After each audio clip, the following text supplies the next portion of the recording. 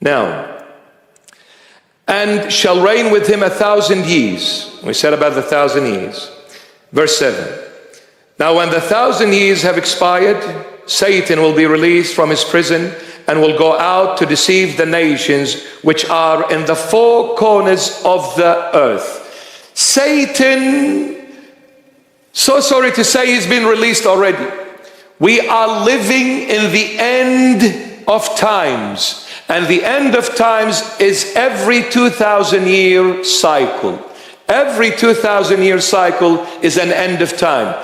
From our father Adam to the flood, our father Noah, the great flood, 2,000 years. From Noah to Abraham, 2,000 years. From Abraham to the Lord Jesus, 2,000 years. And from the Lord till today, we've just passed slightly over 2,000 years. We are living in the end of times. Satan has been released from his prison. And when he's released, what is he going to do? Very dangerous. He will go out to deceive the nations which are in the four corners of the earth, meaning he is going out to deceive the whole world. No country will escape the deception of Satan. No country. This is why I'll give you this advice, my beloved. Don't ever say one day to yourself that I am safe if I stay in Australia. Well, not so much, is it? That I am safe if I live in America. That I am safe if I live in Asia, Africa, Europe, Middle East. There is no place safe except one: Jesus Christ of Nazareth. This is the only everlasting city. This is the only utopian world. This is the only place where you find your safety net. His name is Jesus. He is the place. He is the place. He's going to deceive the whole world, all the nations which are in the four corners of the earth. It doesn't take a genius to figure this one out. Look what has been happening in recent years in the world. Sick to the core, evil to the core, immoral to the core, in every way evil. And in a very short time, the escalation of evilness has never been seen or tasted ever before. Why? Because Satan has a short time. He knows his time will come to an end.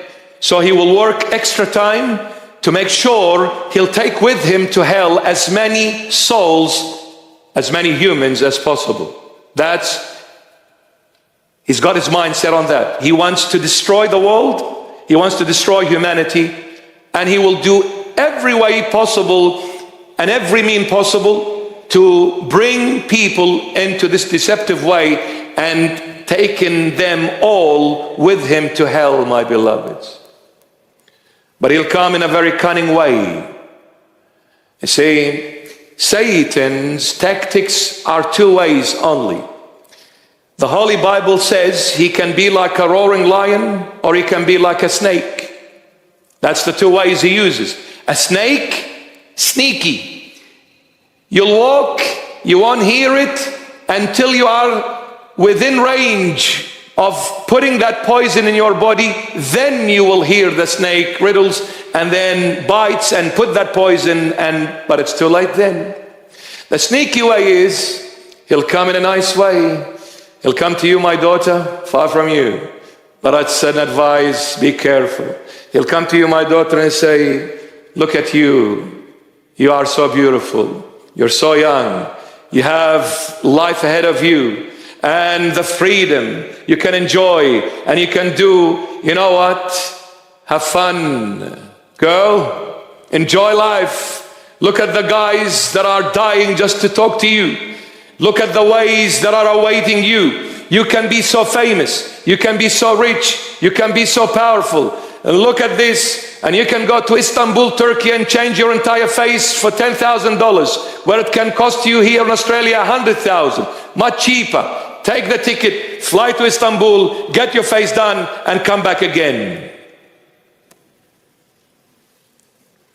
And you live in a free country, Australia, America, Canada, Europe.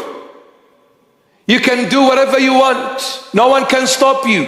No parents, no church leaders, no one. The government backs you up. Live for yourself. Don't live for no one else but you. And then you go out. Feels good. It tastes good. But at the end, it's the poison of snake that awaits. That's all. It's the poison of the snake that awaits. That's all. So many people have become famous, but at the end, they perished. What happened to Michael Jackson? What happened to Whitney Houston? What happened to so many powerful figures, my beloveds? What happened? What happened? All started in the church. And then fame destroys when it's done against God. And this God is Jesus Christ of Nazareth. I pray the next president of America, I want whoever the president may be, I pray it's Donald Trump. Because there is no hope with Kamala Harris. I'll vote for Joe Biden any time of the day, but not for Kamala. With all love and respect, Joe Biden is much more intelligent than Kamala Harris.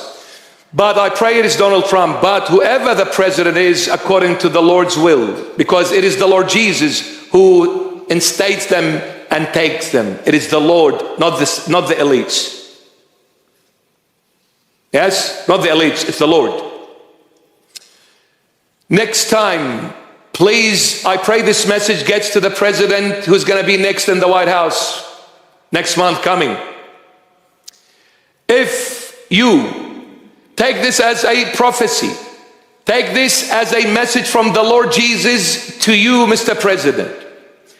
If you do not invoke the name of Jesus Christ as your God, when you say, may God bless America, when you say, may God bless America, if you do not specify which God it is, you and America are gone, never to be back.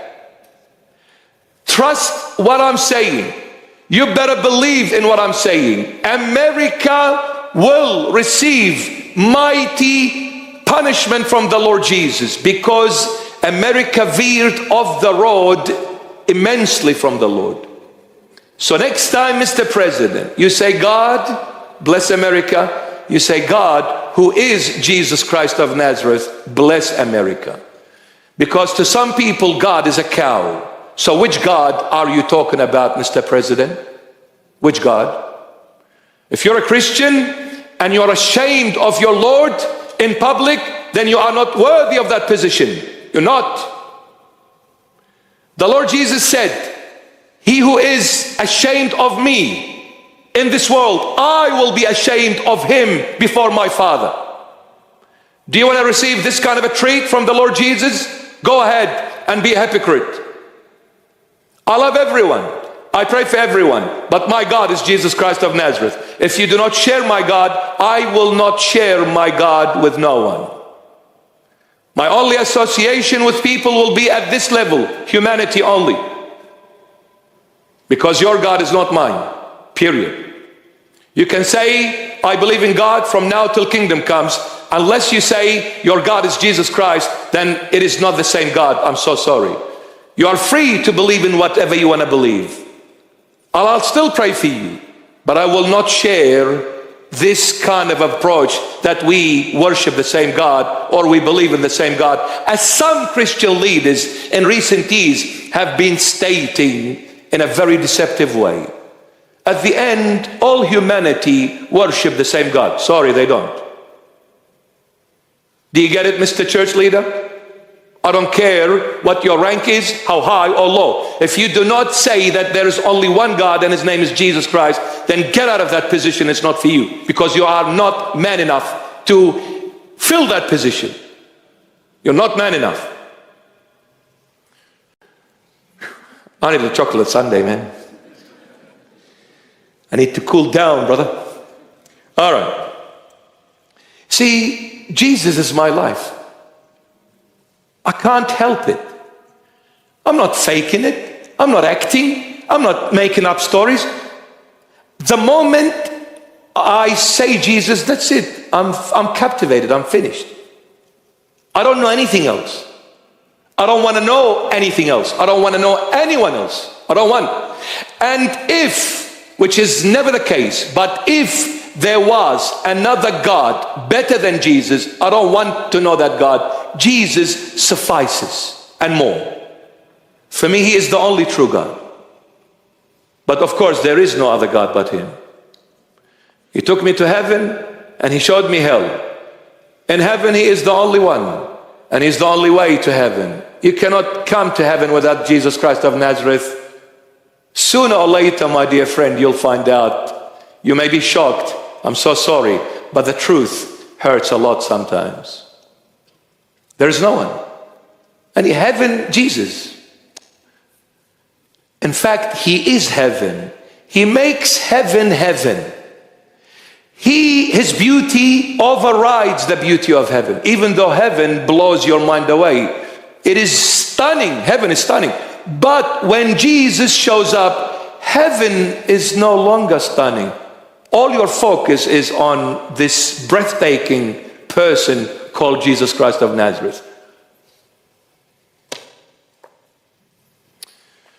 Oh.